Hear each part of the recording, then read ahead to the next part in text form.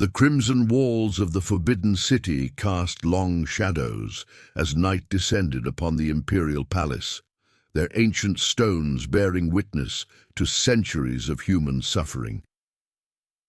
Within these vermilion corridors, a young woman named Mei Lin wrapped herself tightly in a silk blanket, her hands trembling not from cold, but from the knowledge of what awaited her in the Emperor's private chambers. The wooden name tag bearing her inscription had been selected from among 3,000 others, sealing her fate for this evening like a death sentence disguised as honor. She had dreamed of this moment for months, believing imperial favor would elevate her status and secure her future within the brutal hierarchy of palace life. How naive she had been to think being chosen was a blessing rather than a carefully orchestrated nightmare that would strip away every remnant of her humanity and reduce her to nothing more than a vessel for imperial pleasure. The eunuch's footsteps echoed through the marble hallways like a death march, each deliberate step bringing her closer to the Emperor's sleeping quarters, where countless women before her had endured similar fates. Mei Lin had been bathed for hours, perfumed with exotic oils, and prepared according to the rigid protocols that governed every aspect of harem life down to the smallest detail.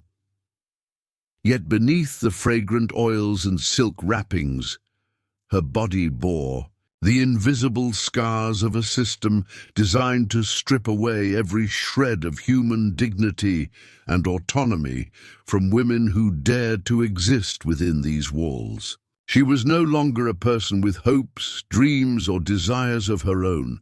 Tonight, she was merely a vessel, a piece of property to be delivered, used, and discarded at the Emperor's whim, according to ancient traditions that treated women as expendable commodities whose value lay solely in their ability to produce male heirs for the dynasty.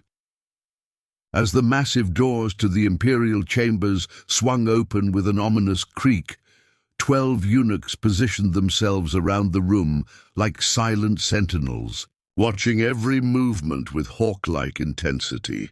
Their presence served multiple purposes beyond simple ceremony: protection against potential assassins, enforcement of palace protocols, and most disturbingly, witnesses to ensure complete control over what transpired within these sacred walls where the Emperor's word was absolute law. Mei Lin crawled from the foot of the bed as required by centuries of tradition, her dignity abandoned with each humiliating movement across the cold marble floor that chilled her bare skin. The Emperor barely glanced at her face, treating her as nothing more than an anonymous body among the countless others who had occupied this same degrading position throughout the dynasty's long and bloody history of oppression. If you think this story sounds impossible or exaggerated, consider subscribing to learn more shocking truths about how power corrupted even the most intimate aspects of palace life throughout history and across different civilizations where women were systematically dehumanized. The most horrifying aspect of imperial visitations wasn't the physical act itself, but what happened afterward in the suffocating silence of the imperial chambers, where even breathing too loudly could be considered disrespectful. Once the Emperor finished using her body for his pleasure, the eunuchs would approach with a chilling question that determined Mei Lin's entire future and the fate of any potential offspring. Should it be kept? These 4 words carried the weight of destiny, deciding whether she would have the chance to bear an imperial child and elevate her status within the harem hierarchy, or whether her body would be violated once more in service of the Emperor's absolute control over reproduction. and succession planning within the imperial bloodline that determined the empire's future. When the answer was no, as it often was for concubines of lower rank and limited influence who lacked powerful family connections, the eunuchs would perform a procedure that haunted countless women throughout Chinese imperial history and left them traumatized for life. They pressed hard against specific acupressure points on her abdomen, massaging roughly and deliberately to expel every trace of the imperial seed from her violated body, while she lay helpless and unable to protest. This process, disguised as medical necessity and dynastic protocol required by ancient law, became another avenue for systematic abuse and humiliation that broke women's spirits. Some eunuchs exploited their power during these vulnerable moments, prolonging the procedure unnecessarily, touching inappropriately, asserting dominance over women who dared not resist for fear of losing their only chance at advancement within. The brutal hierarchy that offered no alternatives for survival. Mei Lin learned quickly that survival in the harem required more than beauty, luck, or imperial favor from a capricious ruler. It demanded cunning, strategic thinking, and the ability to navigate complex relationships with the very people who controlled her body and future destiny within these suffocating walls.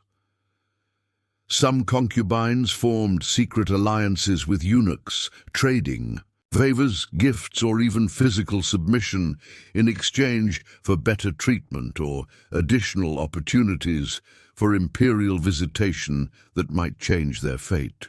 Others developed elaborate schemes to avoid selection during their menstrual cycles, knowing that the sight of blood could result in immediate execution for defiling the Son of Heaven and bringing ill omens to the imperial presence that was considered sacred and untouchable. The ingenuity these women displayed in protecting themselves reveals both their desperation and their remarkable resilience under impossible circumstances that would break most modern individuals accustomed to basic human rights. During the Han Dynasty, menstruating concubines wore golden rings called jingi, a subtle signal that informed the emperor of their condition without direct communication that might offend imperial sensibilities or suggest the women had agency over their own bodies. Tang Dynasty women marked red dots on their faces as warning signs, while later dynasties used red strings around wrists or red lanterns outside chambers to communicate their unavailability. These seemingly simple signals represented life or death, communications in a world where a single mistake could result in banishment to the cold palace or immediate execution for perceived disrespect toward the divine emperor. Make sure to like this content and share your thoughts in the comments about how these historical practices compare to modern discussions about consent and bodily autonomy in relationships of power and authority that continue to affect women worldwide. Perhaps, most tragically, some women attempted to defy the system by secretly retaining the imperial seed against direct orders from the emperor himself, risking everything for a chance at motherhood. They would hide portions during the expulsion process, switch towels with accomplices, or conceal timing to preserve any chance of pregnancy that might change their fate from concubine to mother of a potential heir. Discovery meant certain death for treason against the imperial bloodline and defying the will of the Son of Heaven.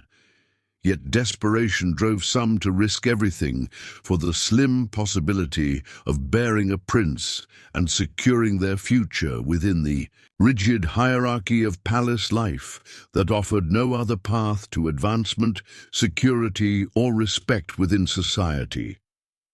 The psychological toll of this existence extended far beyond physical abuse and violation of their bodies and spirits by men who held absolute power. These women lived in constant fear, never knowing when a minor infraction might result in severe punishment or death by imperial decree issued without warning or explanation. Making noise during intimacy, bringing forbidden jewelry that might conceal weapons, or failing to demonstrate proper humility through degrading rituals could lead to flogging, demotion to servant status, or exile to the cold palace where forgotten concubines slowly wasted away in isolation, their names erased from history and their contributions forgotten by successive generations who never learned their stories. Even pregnancy, the ultimate goal of most concubines, and their only hope for elevation within the system, brought its own unique terrors and challenges that tested their endurance and mental fortitude. Every breath, every movement, every gesture was scrutinized for signs of disrespect or ulterior motives by watchful eunuchs and rival concubines seeking to eliminate competition. A simple yawn might be interpreted as arrogance toward the imperial presence, while excessive emotion could be seen as manipulation. The unborn child faced scrutiny before birth, with detailed records documenting every aspect of conception and development for future reference in potential succession disputes that could determine the empire's fate and reshape the political landscape. Understanding this historical reality forces us to confront uncomfortable truths about how absolute power corrupts even the most intimate aspects of human relationships throughout history and across cultures. These women's stories remind us that behind every institution of power lie individual experiences of suffering and survival that deserve our remembrance, respect, and commitment to ensuring such systematic oppression never occurs again in any form.